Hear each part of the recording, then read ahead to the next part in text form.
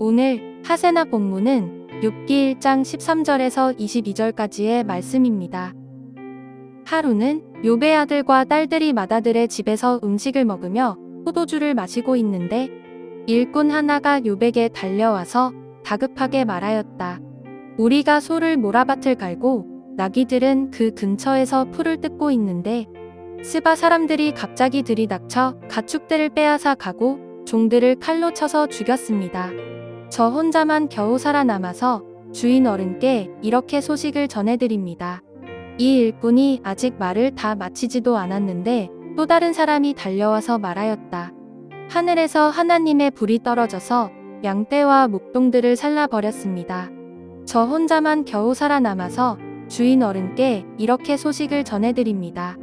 이 사람도 아직 말을 다 마치지 않았는데 또 다른 사람이 달려와서 말하였다. 갈대아 사람 세 무리가 갑자기 낙타 떼에게 달려들어서 모두 끌어가고 종들을 칼로 쳐서 죽였습니다.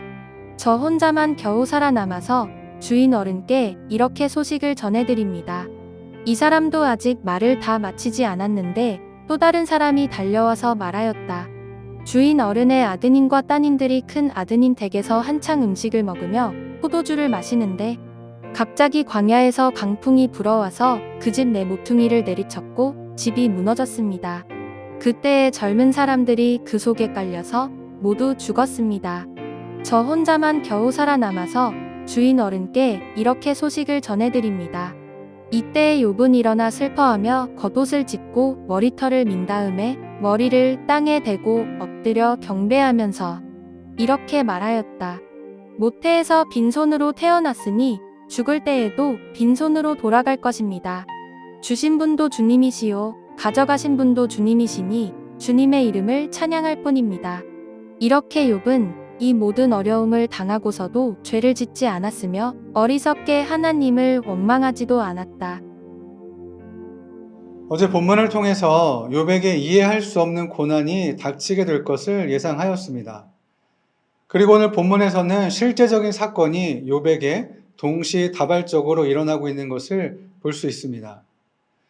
이제부터 살펴보겠지만 욥에게 4개의 큰 사건이 벌어지는데 하나하나가 모두 감당하기 어려운 재앙과도 같은 일이었습니다.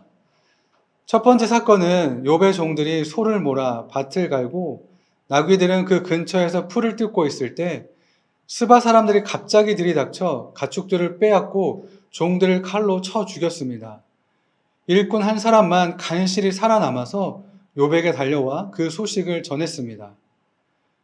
욥이 이 말을 다 듣기도 전에 또 다른 사람이 달려와서 하는 말이 하늘에서 불이 떨어져 양떼와 목동을 살라버렸고 자신만 혼자 살아남아서 주인께 소식을 전하는 것이라고 했습니다. 이 사람이 말을 다 마치기도 전에 또 다른 사람이 달려와서는 갈대아 사람 세 무리가 갑자기 낙타떼에 달려들어 모두 끌어가고 종들을 칼로 쳐서 죽였고 자신만 혼자 겨우 살아남아 이 소식을 전한다고 했습니다. 평화로운 날 갑자기 마른 하늘에 날벼락과 같은 일이 벌어졌습니다. 욥기 1장 3절에 의하면 욥의 재산은 양이 7,000마리, 낙타가 3,000마리, 겨릿소가 500쌍, 암나귀가 500마리나 있고 종도 아주 많이 있었습니다. 그래서 그는 동방에서 으뜸가는 부자였다고 기록하고 있습니다.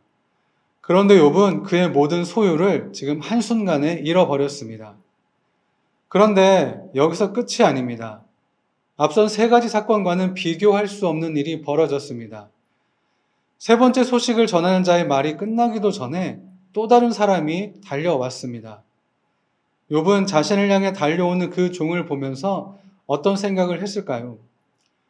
소유하고 있었던 것들은 약탈당하고 하늘에서 불이 떨어져 모든 것을 불살라 버렸습니다. 그래서 가축을 포함한 종들마저 모두 죽었습니다. 이제 더 이상 빼앗길 것도 없고 잃을 것도 없습니다. 그런데 다급하게 달려오는 종을 보면서 불안과 염려, 어쩌면 공포심을 느꼈을 수 있습니다. 이제 남은 것은 자신의 자녀들 뿐이기 때문입니다. 그러나 불길한 예감과 생각은 언제나 적중합니다. 맏아들 집에서 함께 음식을 먹으며 즐기던 때에 광야에서 강풍이 불어와 집 네모퉁이를 내리쳐서 집이 무너지면서 10명의 자녀들을 포함한 모든 사람이 깔려 죽었다는 소식을 듣게 됩니다. 욥기 1장 9절부터 11절에서 그러자 사탄이 주님께서 아뢰었다. 욥이 아무것도 바라는 것이 없이 하나님을 경외하겠습니까? 주님께서 그와 그의 집과 그가 가진 모든 것을 울타리로 감싸주시고 그가 하는 일이면 무엇에나 복을 주셔서 그의 소유를 온 땅에 넘치게 하지 않으셨습니까? 이제라도 주님께서 손을 드셔서 그가 가진 모든 것을 치시면 그는 주님 앞에서 주님을 저주할 것입니다. 라고 사탄이 말했던 그 일이 벌어졌습니다. 욥이 소유했던 그 많은 가축들과 종과 같은 그의 모든 부 그리고 자녀들은 한순간에 사라졌으며 그를 보호하시던 하나님의 손길은 전혀 보이지 않습니다. 사탄이 주님께 욥이 하나님을 경외할 수 있었던 이유와 조건이라고 말했던 모든 것이 사라진 것입니다. 사탄이 확신했던 것처럼 그리고 우리도 종종 믿고 있는 것처럼 내가 만족할 만한 조건이 충족되었기 때문에 하나님을 경외하고 하나님을 섬기는 것이라면 욥은 마지막 종의 보고를 듣고 바로 하나님을 저주하며 원망했어야만 합니다. 그런데 욥은 충격적인 반응을 보입니다. 20절에서 이때 욥은 일어나 슬퍼하며 겉옷을 찢고 머리털을 민 다음에 머리를 땅에 대고 엎드려 경배했습니다. 욥이 겉옷을 찢고 머리털을 밀었다는 표현은 그의 슬픔과 고통이 얼마나 컸는지를 말해줍니다. 욥은 자신이 당한 일 때문에 감당할 수 없는 가슴이 찢어지는 듯한 아픔과 슬픔 그리고 고통을 느끼고 있습니다. 그리고 욥은 이제 감당할 수 없는 슬픔과 아픔을 주님께 가지고 나아가 저주와 원망이 아닌 하나님을 경배하였습니다. 그리고 이렇게 고백합니다. 모태에서 빈손으로 태어났으니 죽을 때에도 빈손으로 돌아갈 것입니다. 주신 분도 주님이시요 가져가신 분도 주님이시니 주님의 이름을 찬양할 뿐입니다. 욥의 이러한 고백은 여호와 하나님이야말로 모든 생명을 주관하시는 분이요 만물의 주인이시기 때문에 세상에는 우연이라는 것이 존재하지 않는다는 것을 그가 잘 알고 있음을 보여줍니다. 또한 욥은 이 짧은 고백에서 주님이라는 표현을 3번 사용함으로써 주님과의 개인적인 관계를 포기하지 않았음을 드러내고 있습니다. 욥의 이러한 반응은 사탄의 기대를 완전히 박살내는 것이었습니다. 사탄은 욥의 모든 조건이 사라지면 그가 하나님을 저주할 것이라고 확신했지만 욥은 하나님을 저주하기는커녕 오히려 하나님을 찬양하고 경배했습니다.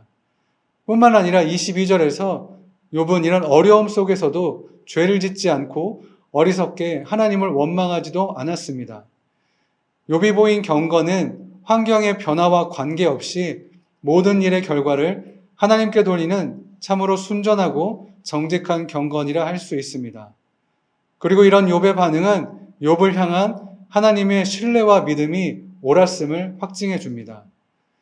믿는 자들은 고난을 통해 참된 믿음을 가질 수 있습니다. 우리는 아무런 이유와 목적 없이 고난을 당하지 않습니다.